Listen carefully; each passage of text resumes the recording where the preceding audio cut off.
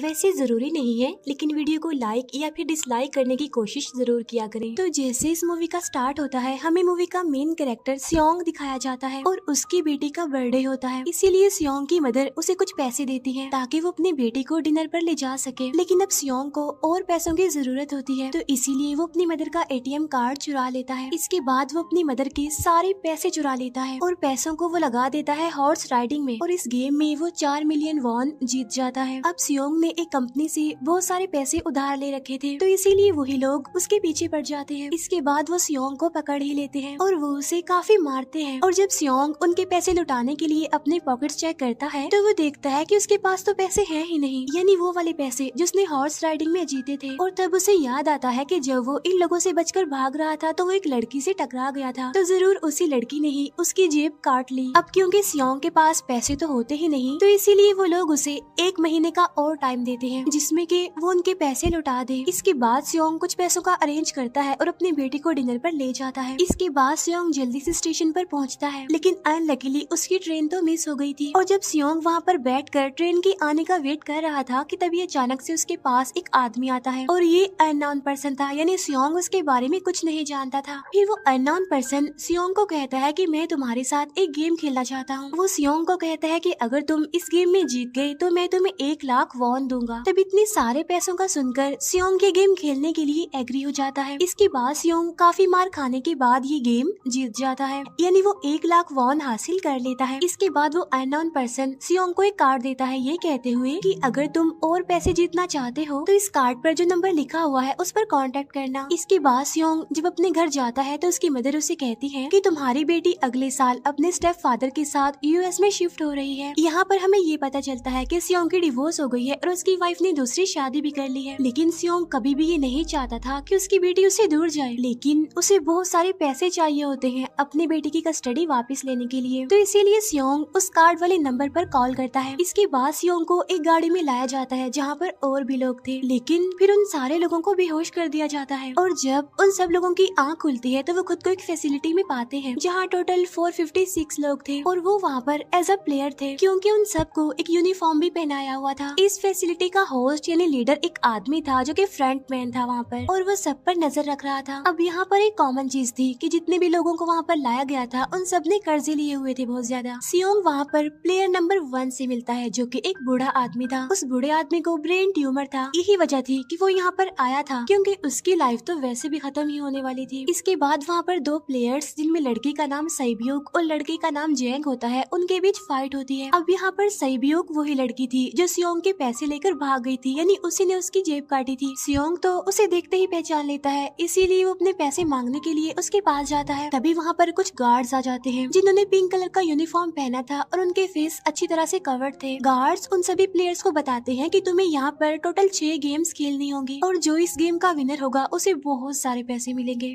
इसके बाद उन सबसे एक कॉन्ट्रैक्ट पर साइन करवाया जाता है और इस कॉन्ट्रैक्ट के 3 मेन रूल्स थे। पहला रूल ये कि कोई भी प्लेयर अपनी मर्जी से गेम को छोड़कर नहीं जा सकता। दूसरा रूल ये होता है कि जो भी प्लेयर खेलने से मना करेगा तो उस प्लेयर को एलिमिनेट कर दिया जाएगा, और उनके मुताबिक एलिमिनेट का मतलब क्या था ये तो हम आगे ही जानेंगे। गेम का तीसरा रूल ये था कि अगर मेजोरिटी इस गेम को खेलना नहीं चाहती तो वो इस गेम को छोड़कर जा सकते हैं। इसके बाद उन सबको गेम के लिए ले जाया जाता है। अब यहाँ पर सियोंग अपने क्लासमेट सेंगवू से भी मिलता है जो कि उसे बचपन से जानता था। सियोंग उसे वहाँ पर देखकर काफी हैरान होता है क्योंकि वो तो किसी बिजनेस के लिए आउट ऑफ कंट्री चला गया था। अब पहले गेम के लिए वहाँ पर एक काफी बड़ी डॉल थी और इस गेम का रूल काफी सिंपल था, और वो ये था कि डॉल जब भी गाना गाएगी उन सबको आगे बढ़ना है, और जैसे ही वो गाना गाना बंद करेगी तो उन सबको रुक जाना है और मूव नहीं करना है, और अगर कोई हिल गया तो उसे एलिमिनेट कर दिया जाएगा। अब स्टार्टिंग में तो ये सब कुछ उन्हें किसी प्रैंक की तरह लग रहा था, लेकिन जब एक लड़का हिल जाता है तो उसे शूट करके मार दिया जाता है, और यही होता है एलिमिनेट का मतलब, यानी उन्हें मार दिया जाएगा। अब ये देखकर वो सारे लोग काफी घबरा जाते हैं और उन्हें पता चल चुका था कि वो खतरे में है, इसीलिए लोग डरते हुए पैनिक करते हुए इधर उधर भागने लगते हैं।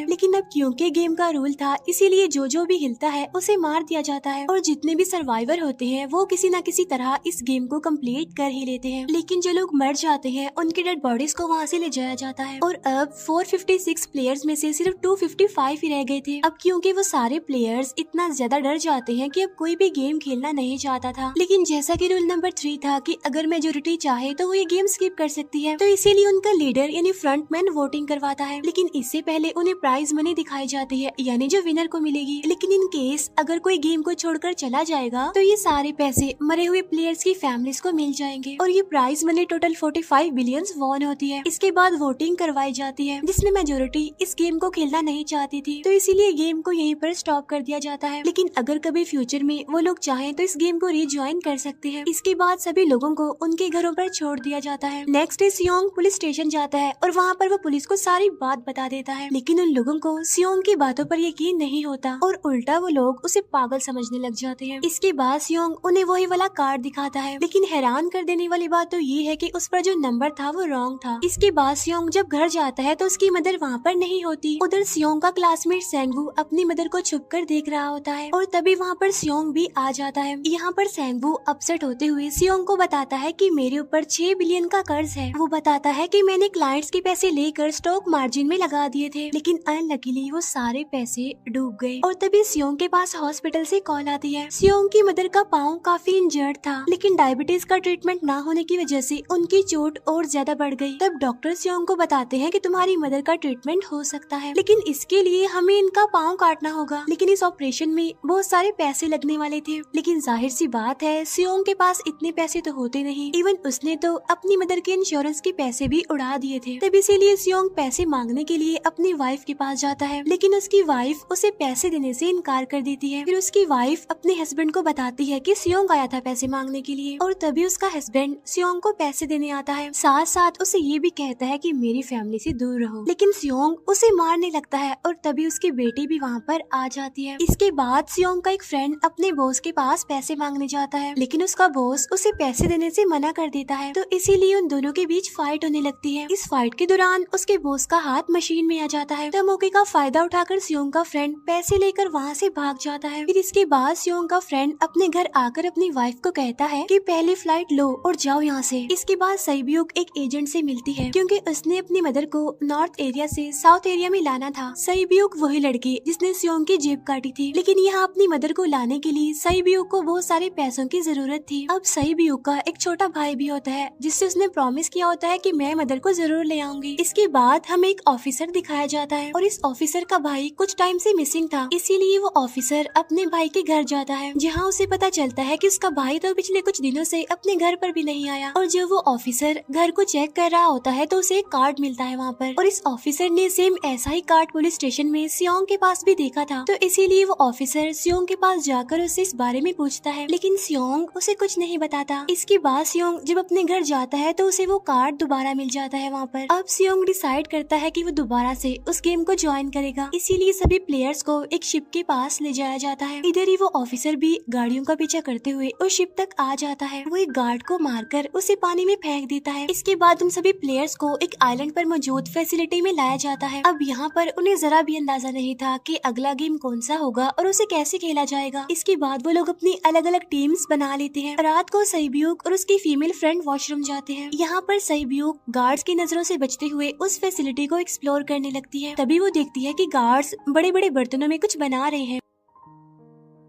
लेकिन अब क्योंकि गार्ड्स को शक हो जाता है तो ये गार्ड वॉशरूम्स को चेक करने के लिए आता है, लेकिन तब तक सईब्यूक वापस आ चुकी थी। इसके बाद सईब्यूक अपनी फीमेल फ्रेंड को सारी बात बता देती है जो उसने देखा था, लेकिन यहाँ पर सेंगवू उन दोनों की बातें सुन लेता है और वो इस बारे में सईब्यूक से पूछता है, जिस पर सईब्यूक बताती है कि वो बड़े बड़े बर्तनों में कुछ पका रहे थे। इसके बाद उन सभी प्लेयर्स को प्लेग्राउंड में लाया जाता है, जहाँ पर उनके सामने 4 शेप्स थी। 4 शेप्स में से उन्होंने किसी एक शेप को चूज करना था। अब यहाँ पर सेंगवू को पता चल जाता है कि गेम क्या है और क्या करना है हमें। सेंगवू सियोंग को बताता है कि सबने अलग अलग शेप्स को चुनना है। इसके बाद उन सभी को एक छोटा सा बर्तन दिया जाता है जिसमें कि शेप्स बनी होती है। अब गेम उनकी ये होती है कि उन्होंने किसी तरह उस शेप को बाहर निकालना है बगैर डैमेज किए, लेकिन अगर शेप जरा से भी खराब हो गई तो उन्हें एलिमिनेट कर दिया जाएगा, यानी मार दिया जाएगा। अब यहाँ पर सेंगवू तो इजिली उस शेप को निकाल लेता है, लेकिन सियोंग इतना ज्यादा घबरा जाता है कि उसकी हालत खराब होने लगती है, लेकिन फिर वो किसी न किसी तरह करके इस गेम को भी जीत लेता है। इसके बाद उन सबको वापस से रूम में लाया जाता है। अब यहाँ पर 187 प्लेयर्स वापस आए थे, जिनमें से अब सिर्फ 108 ही रह गए थे। इसके बाद उन सबको खाने के लिए ले जाया जाता है, लेकिन खाने की वजह से जैंग की एक लड़के से फाइट हो जाती है, जहाँ पर जैंग उस लड़के को इतना ज्यादा मारता है कि वो मौके पर ही मर जाता है। इधर ही हम देखते हैं कि उन प्लेयर्स में से एक डॉक्टर होता है जो गार्ड्स के साथ मिलकर मरे हुए लोगों के ऑर्गन्स निकाल कर उन्हें चाइनीज को बेचने का काम करता है। इसीलिए जब भी डेड बॉडीज को ले जाया जाता है तो वो डेड बॉडीज को गायब कर लेते हैं, क्योंकि ये सब कुछ एक प्लान के अकॉर्डिंग चल रहा था, क्योंकि ये सारा कुछ फ्रंट मैन से छुप कर हो रहा था। यही वजह थी कि कंट्रोल रूम में भी उन्होंने अपना ही एक आदमी बिठाया हुआ था जो कि उन लोगों की सारी वीडियो फुटेज डिलीट कर देता था, और गार्ड्स तो डॉक्टर को गेम के बारे में पहले ही बता देते थे ताकि वो सरवाइव कर सके। यहाँ पर एक गार्ड उसी प्लेयर डॉक्टर को बताता है कि आज हमने प्लेयर्स को जानबूझकर खाना कम दिया है ताकि वो आपस में लड़ने लगे, जिससे होगा ये कि सारे वीक प्लेयर्स गेम से आउट हो जाएंगे। साथ ही गार्ड डॉक्टर को अपनी अगली गेम के बारे में बता देता है। अब 30 मिनट के बाद वहाँ पर लाइट्स ऑफ होने वाली थी। अब यहाँ पर सेंगवू को पता था कि सियोंग की टीम जरूर कोई उल्टा काम करेगी, इसीलिए वो उस टीम को अपने पास बुलाकर उन्हें रिलैक्स रहने के लिए कहता है। उधर वो जो डॉक्टर प्लेयर होता है वो जैंग की टीम में शामिल हो जाता है। यहाँ पर डॉक्टर जैंग को बता देता है कि अगला गेम क्या होने वाला है। इसके बाद लाइट्स ऑफ हो जाती है और जैंग अपनी टीम के साथ मिलकर बाकी सभी को मारने लगता है। जैंग एक लड़की को मारकर सैब्यू को मारने जाता है, लेकिन तभी सियोंग उसे बचा लेता है। इसके बाद गार्ड्स वहाँ पर आकर उन सभी को रोक लेते हैं और अब टोटल 80 लोग रह गए थे। इसके बाद उन सभी को तीसरे गेम के लिए ले जाया जाता है और यहाँ पर उन्हें 10-10 प्लेयर्स की एक टीम बनाने के लिए कहा जाता है, और वो लोग ऐसा ही करते हैं, अपनी अपनी टीम बना लेते हैं। अब क्योंकि जैंग को अगली गेम के बारे में पहले ही पता होता है, इसीलिए वो सैब्यू की फीमेल फ्रेंड को अपनी टीम में नहीं रखता और वो अपनी टीम में सिर्फ मर्दों को ही रखता है। इसके बाद सेंगवू भी अपनी एक टीम बना लेता है। अब क्योंकि उन्हें एक प्लेयर की जरूरत थी तो इसीलिए सैब्यू की फीमेल फ्रेंड उनके टीम में शामिल हो जाती है, और ये गेम असल में टग ऑफ वॉर का होता है, यानी उन्होंने अपने सामने वाली टीम को नीचे गिराना था। इसके बाद गेम स्टार्ट हो जाती है और जैंग की गेम बड़ी आसानी से इस गेम को जीत लेती है। इसके बाद बारी होती है सेंगवू की टीम की। तब प्लेयर नंबर 1 यानी वो बूढ़ा आदमी कहता है कि मैंने अपनी जिंदगी में बहुत सारी टग ऑफ वॉर्स खेल रखी है, इसीलिए उन सबको गाइड करता है कि इस गेम को कैसे जीतना है।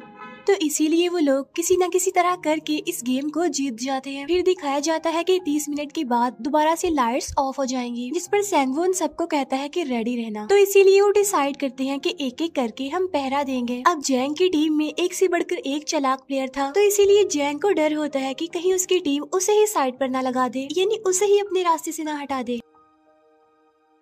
दूसरी तरफ डॉक्टर और गार्ड्स मिलकर डेड बॉडी के ऑर्गन्स निकाल रहे होते हैं और इन ऑर्गन्स को डिलीवर करने जाना था गार्ड नंबर 28 एंड 29। तब वो सभी एक डेड बॉडी के बारे में बातें करने लगती हैं जिसकी सिर्फ एक किडनी थी और वो उसे ज़ॉम्बी कह रहे थे। अब यहाँ पर जो गार्ड नंबर 29 था, यानी जिसने वो ऑर्गन्स डिलीवर करने जाने थे, वो कोई और नहीं बल्कि वो ऑफिसर था जो गार्ड के बेस में वहाँ पर आया था। और ये सब बातें सुनकर उसे शक होता है कि शायद ये लोग मेरे भाई की बात कर रहे हैं, क्योंकि उसकी भी एक ही किडनी थी। इसके बाद नंबर 28 और 29 यानी वो ऑफिसर ऑर्गन्स को डिलीवर करने के लिए चले जाते हैं। रास्ते में वो ऑफिसर नोटिस करता है कि टनल में तो बॉम्ब लगा हुआ है। तब नंबर 28 उसे बताता है कि जब हम यहाँ से बाहर निकलेंगे तो इस जगह को ब्लास्ट कर दिया जाएगा। अब यहाँ पर वो ऑफिसर नंबर 28 से और इन्फॉर्मेशन लेने की कोशिश करता है, इसीलिए नंबर 28 को उस पर डाउट होने लगता है, इसीलिए वो उस ऑफिसर को अपना फेस दिखाने के लिए कहता है। अब यहाँ पर वो ऑफिसर अपना फेस भी दिखा देता है, साथ साथ वो नंबर 28 पर गन पॉइंट भी कर देता है। साथ साथ वो ऑफिसर उससे एक किडनी वाले आदमी के बारे में पूछता है कि वो कौन है जिसे तुम ज़ॉम्बी कहते थे, जिस पर वो नंबर 28 उससे कहता है कि वो तो एक लड़की थी। अब यहाँ पर नंबर 28 उस ऑफिसर को कहता है कि तुम लीडर के रूम में जाकर सारी इन्फॉर्मेशन देख सकते हो, वहाँ पर सबका डाटा है। ये जानने के बाद वो ऑफिसर नंबर 28 को मार डालता है। उधर वो डॉक्टर गार्ड से अगली गेम के बारे में पूछता है, लेकिन इस बार गार्ड्स को भी अगली गेम के बारे में पता नहीं होता। तब इसीलिए डॉक्टर को गुस्सा आ जाता है और वो एक गार्ड को पकड़ लेता है और उनकी फाइट होने लगती है। इसी फाइट में डॉक्टर डॉक्टर उस गार्ड को मार कर वहाँ से भाग जाता है। इसके बाद एक गार्ड भी उसका पीछा करता है और वो दोनों प्लेग्राउंड में आ जाते हैं। यहाँ पर गार्ड डॉक्टर को अपनी बातों में फंसा कर उसे मारने वाला होता है, लेकिन तभी लीडर यानी फ्रंटमैन आकर उसे मार डालता है और बाद में वो उस डॉक्टर को भी मार डालते हैं। साथ साथ इन्हें वहीं पर नंबर 28 की डेड बॉडी भी मिल जाती है, जिससे इन्हें ये पता चल जाता है कि फैसिलिटी में कोई घुस गया है। उधर वो ऑफिसर लीडर यानी फ्रंटमैन के रूम तक पहुंच जाता है। तब वो चेक करते करते एक ऐसे रूम में जाता है जहाँ पर सबके रिकॉर्ड्स थे, और जब वो ऑफिसर रिकॉर्ड चेक कर रहा होता है तो उसे सभी विनर्स की एक लिस्ट मिलती है, जिसमें उसके भाई का भी नाम था, यानी वो भी कभी विनर था। उधर सभी प्लेयर्स को 4th गेम के लिए ले जाया जाता है, जहाँ पर उन सबको अपना अपना पार्टनर चुनने के लिए कहा जाता है, और वो प्लेयर्स करते भी ऐसा ही है, अपना अपना पार्टनर चुन लेते हैं। सहीब्यूक की फीमेल फ्रेंड भी अपना पार्टनर ढूंढने की कोशिश करती है, लेकिन कोई भी उसका पार्टनर बनने को तैयार ही नहीं था। इसके बाद सभी प्लेयर्स को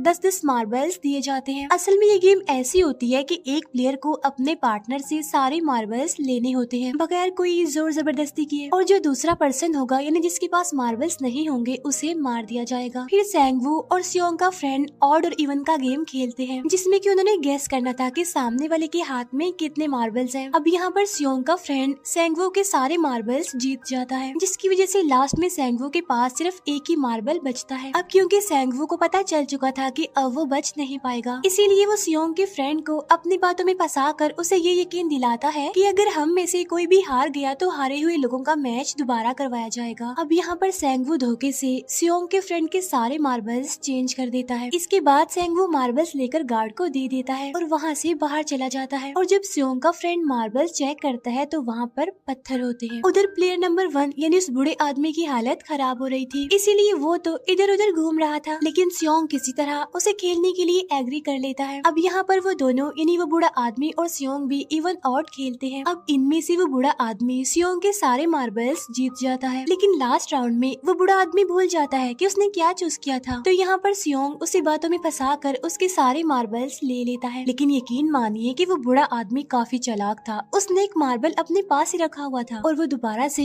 इधर उधर घूमने लगता है। अब यहाँ पर सियोंग उसे रिक्वेस्ट करता है कि प्लीज मेरे साथ एक और गेम खेलो ना। तब यहाँ पर वो बूढ़ा आदमी कहता है कि मुझे पता है कि तुमने सारे मार्बल्स धोखे से लिए हैं मुझसे। वो कहता है कि मुझे सब पता था, बस मैं पागल बनने की एक्टिंग कर रहा था।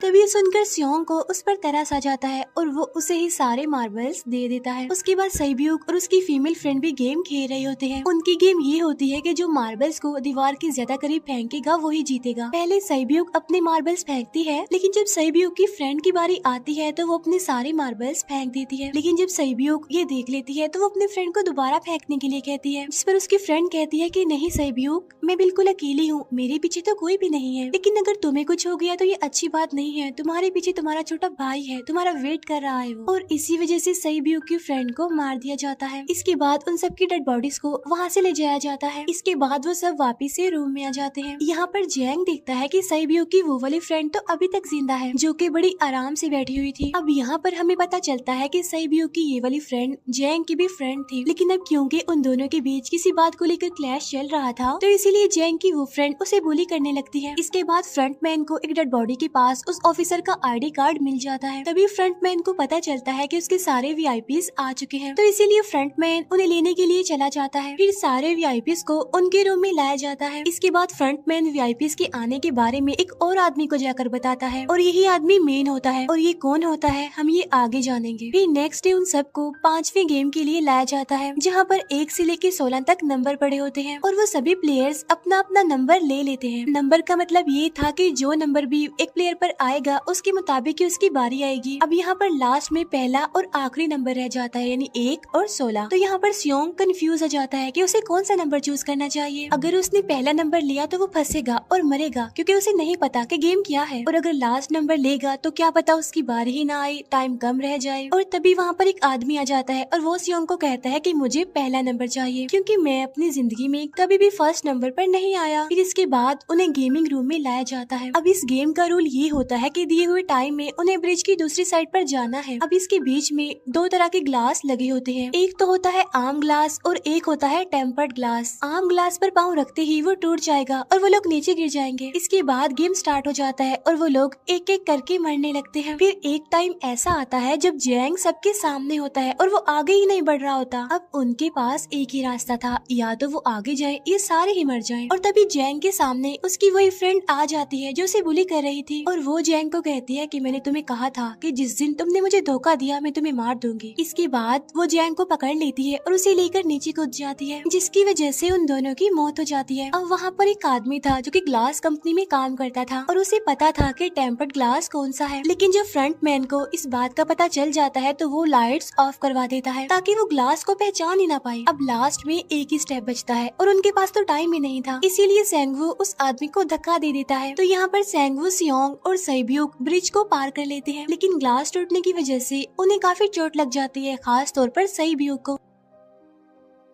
उधर उस ऑफिसर ने एक सर्वेंट को मारकर उसकी जगह खुद ले ली थी। अब एक वीआईपी को उस ऑफिसर पर शक होता है और वो उसे कहता है कि अपना मास्क रिमूव करो, लेकिन वो ऑफिसर कहता है कि ठीक है, लेकिन मैं अंदर जाकर अपना मास्क रिमूव करूंगा। इसके बाद वो ऑफिसर उस वीआईपी को लेकर अंदर चला जाता है। अंदर जाकर वो ऑफिसर उस वीआईपी को बेहोश कर देता है और इस बात का पता फ्रंट मैन को चल जाता है, इसीलिए फ्रंट मैन उसके पीछे जाता है और वो उस ऑफिसर को देख लेता है, इसीलिए वो ऑफिसर वहाँ से भागकर आइलैंड पर आ जाता है। फ्रंट मैन भी उसका पीछा करते हुए वहाँ पर आ जाता है। अब यहाँ पर वो ऑफिसर अपने सीनियर्स को कॉल करने की कोशिश करता है, लेकिन कॉल कट हो जाती है। फिर वो ऑफिसर उन्हें सारे सबूत भेजता है, लेकिन वहाँ पर नेटवर्क नहीं था। इसके बाद फ्रंट मैन ऑफिसर को पकड़ लेता है और उसे उनके साथ चलने के लिए कहता है, लेकिन वो ऑफिसर तो उस फ्रंट मैन पर गोली चला देता है। इसके बाद फ्रंट मैन अपना मास्क उतार देता है, तो वो ऑफिसर देखता है कि वहाँ पर कोई और नहीं बल्कि उसका अपना भाई है वो। इसके बाद ऑफिसर का भाई यानी फ्रंट मैन उसे शूट कर देता है और वो जाकर पानी में गिरता है। उधर ग्लास लगने की वजह से सैब्यूक काफी इंजर्ड हो गई थी और उसका बहुत सारा खून भी बह रहा होता है। इसके बाद तीनों सर्वाइवर्स को डिनर के लिए ले जाया जाता है और उनके पास एक एक नाइफ भी रख दिया जाता है, मतलब रात में उन तीनों में से कोई भी एक दूसरे को मार देगा। तभी सियोंग नोटिस करता है कि सैब्यूक की हालत काफी खराब है, इसीलिए वो सैब्यूक को कहता है कि फिक्र मत करो, हम दोनों साथ हैं और इस गेम में हम दोनों मिलकर सेंगवू को हरा देंगे। इसके बाद हम दोनों यहाँ से बाहर निकल जाएंगे और पैसों को आधा आधा डिवाइड कर लेंगे। सैब्यूक उसे बताती है कि मेरा एक छोटा भाई है जिसे मैं ऑर्फनेज में छोड़कर आई हूँ, और अगर हम दोनों में से कोई भी जिंदा बचकर बाहर जाएगा तो उसे उन दोनों की फैमिलीज का ख्याल रखना होगा। अब सैब्यूक की हालत काफी खराब थी, उसे डॉक्टर की जरूरत थी, इसीलिए सियोंग कोई मदद लाने के लिए जाता है, लेकिन जब तक वो वापस आता है तब तक सेंगवू सैब्यूक को मार चुका था। फिर नेक्स्ट डे उन दोनों को गेम नंबर 6 यानी लास्ट गेम के लिए ले जाया जाता है। गेम का रूल बड़ा ही सिंपल था कि मार दो या मर जाओ, और इस गेम का नाम होता है स्क्विड गेम। इसके बाद गेम स्टार्ट हो जाती है और उन दोनों के बीच काफी फाइट होती है, लेकिन लास्ट में सेंगवू की हालत खराब होने लगती है। तभी सियोंग कहता है कि मैं इस गेम को रोकना चाहता हूँ, और तभी सियोंग सेंगवू को उसके साथ चलने के लिए कहता है, लेकिन सेंगवू तो अपने आप को ही मार डालता है, जिसकी वजह से सियोंग गेम जीत जाता है। फिर फ्रंट मैन सियोंग को कहता है कि तुम बहुत अच्छा खेले, लेकिन मुझे इसकी उम्मीद नहीं थी। इसके बाद सियोंग को उसके घर पर छोड़ दिया जाता है और उसके पास एक एटीएम कार्ड भी था, और जब सियोंग उस एटीएम कार्ड को जाकर चेक करता है तो वो दिखता है कि सारे पैसे उसके अकाउंट में भेज दिए जाते हैं। इसके बाद सियोंग अपने घर जाता है, लेकिन तब तक उसकी मदर की डेथ हो जाती है। इसके बाद हमें 1 साल बाद का सीन दिखाया जाता है,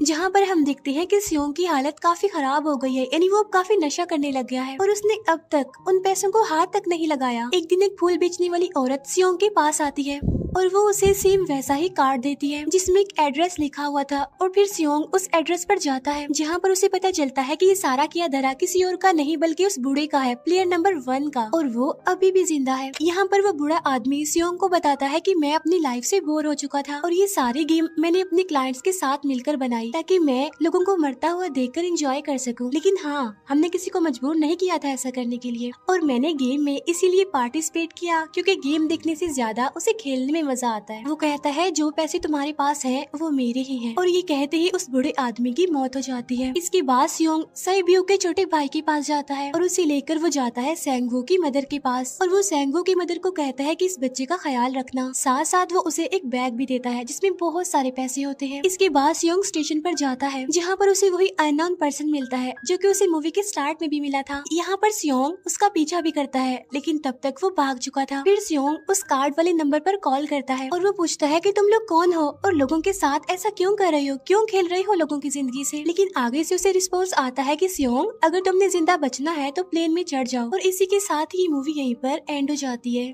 थैंक यू फॉर वॉचिंग।